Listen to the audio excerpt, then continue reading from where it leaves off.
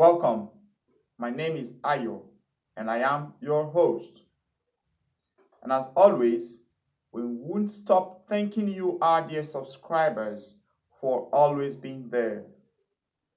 Today, in our phonology class, we are looking at the topic the ED grammatical inflection. What does this mean? It simply means the effect the addition of ed would have on certain words like verbs.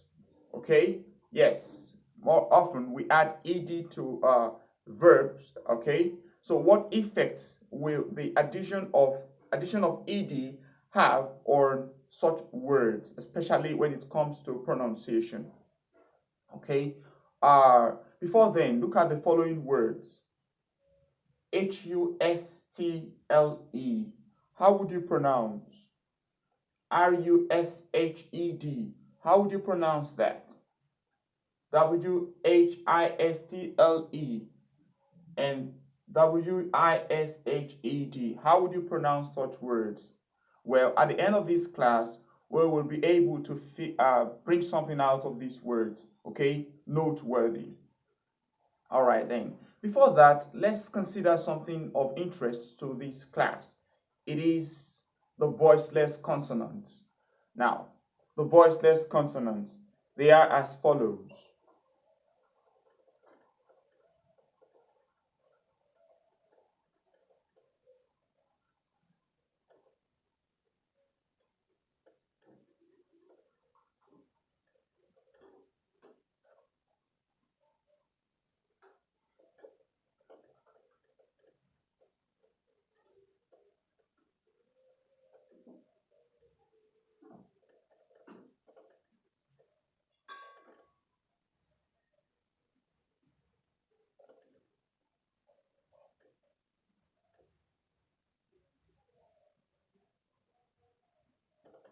Okay, about 8 consonant sounds are grouped as voiceless.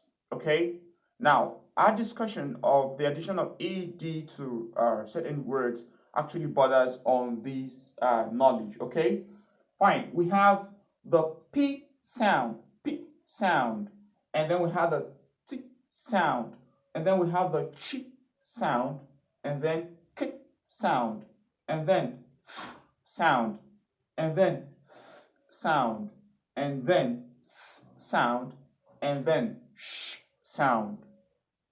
Now, when a word ends in any of these, okay, when a word is ends in any of these, okay, we say these sounds are voiceless consonants. Okay, where are they voiceless consonants?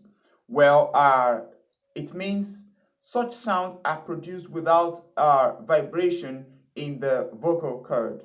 Okay, compared to vowels and voiced consonants, when produced, there is no vibration in the vocal cord. That's why we say these consonants are voiceless. Okay, well, in our discussion of the addition of ed to certain words and a change in the sound, we are going to isolate, or we're going to remove 2 consonants here, 2 consonant sound, the th sound, the voiceless th, which last time we said is associated with th. Okay, you know the sound associated with th. Okay, the brother sound being the sound. Okay, you remember? So we say that this sound will be removed, the th sound, and another sound we will remove is the t sound. Okay, so in our discussion of the ed grammatical inflection, we have removed 2 consonant sounds from the voiceless sounds. Of course, these are exceptions. Okay, now let's work with the ones we have now. We have the p, the ch, the k, the f, and the s, and the sh. All these consonant sounds we're working with. Okay, now originally the letter T will sound T if found in words, except otherwise proven, especially when other letters interfere, like the presence of H or yes, in presence of H and all of that, okay? But if not, T on its own, we should sound T, okay? Yeah.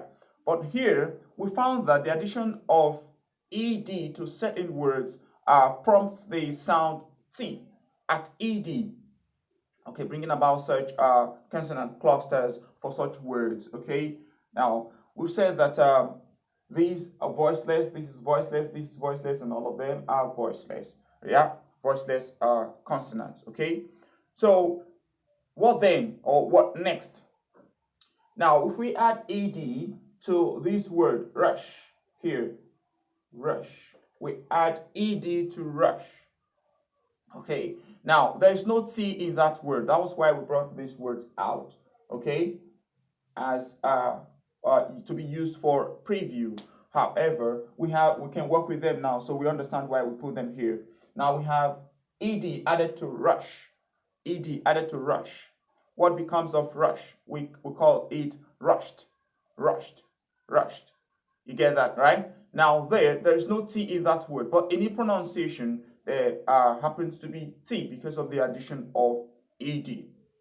However, in sharp contrast, we have a word that has a T, Hustle, but in the pronunciation of that word, the T is silent. So the T is not effective. We're not pronouncing the T. So that word is hustle, hustle. Then another word there is Wistle, okay? Now that word has T in it, okay? So in the pronunciation, you would expect, or one would think that the T would be pronounced, but the truth is that T there is also silent. So the word is whistle, whistle. So that word is a whistle without a T, but it has T in it, but the T is silent. And the fourth word there is Wished. Now that word does not have a T in it, but in its pronunciation it has T because of the addition of ed. Okay, so we pronounce that word wished, wished. Do you understand now? Clear. Let's move on. So for each of these voiceless consonants, let's see examples of words, okay, ending in each of the sound and how the addition of ed will affect the overall sound, or the overall sound at the end of that word. One example we have for the first sound, p sound, is help. Okay, help. Now when we add ed, it becomes helped, right? Fine. Another example you would think of should be stop. Okay, now when you add ed to stop, it becomes stopped. Correct, right? Okay, now let's go to the next sound.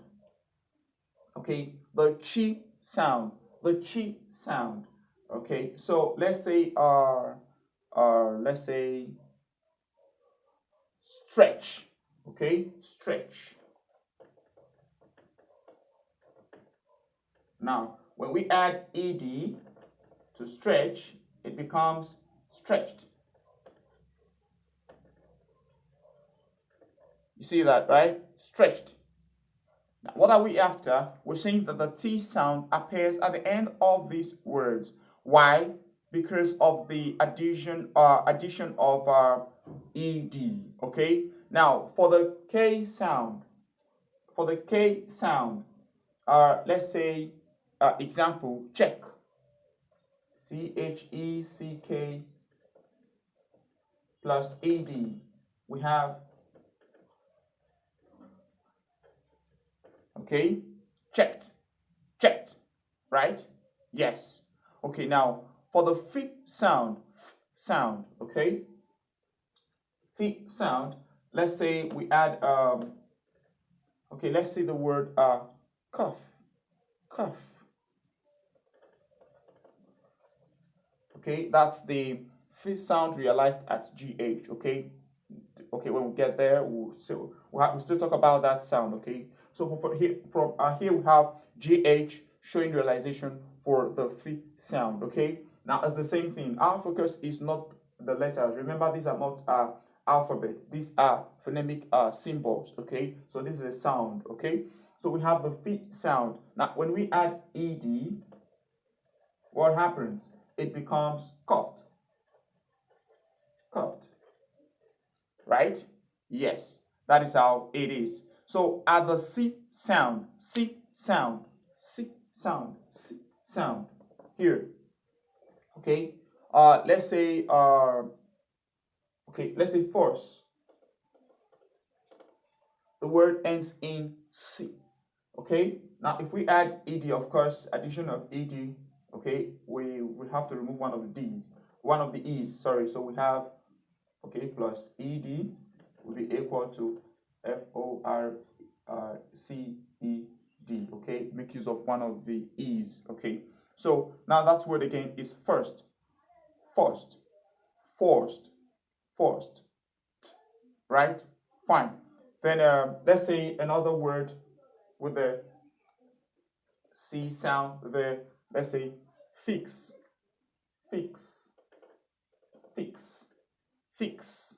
Of course, the letter X does not appear as as a sound. This is not tied to a particular sound. So, but now it sounds x, x, x. Okay, so the last sound there is a C sound. So if we add ed to fix, it becomes fixed, fixed.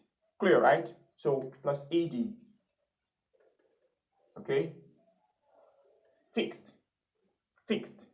What about she sound? She sound, sh sound, sh sound, sh sound. Okay, let's say rush, rush, right? Or rush. Plus ed will have rushed, rushed. Clear, right? Very good. So these are the words, the examples we have so far, and several of them. All we just want you to know is that you possibly have been using these words, okay? But we just want to bring it out to you for you to see that these particular voiceless consonants, when you add ed to them, okay, the sound gotten at ed is not a d sound, okay. Now what the sound produced there is what we said, that the ed grammatical inflection brings about, or that's a change brought about because of ed added to these particular sounds, and the sound realized is the t sound. Okay, now there is also another effect the ed will have in other type of consonant sound, okay, which will be discussed in another class. Okay, so that is it for today, and word of the week will always be added to our grammar class, not the phonology class. Okay, yes, not the phonology class. So thank you very much for watching. Please like, share, subscribe. Thank you for being there.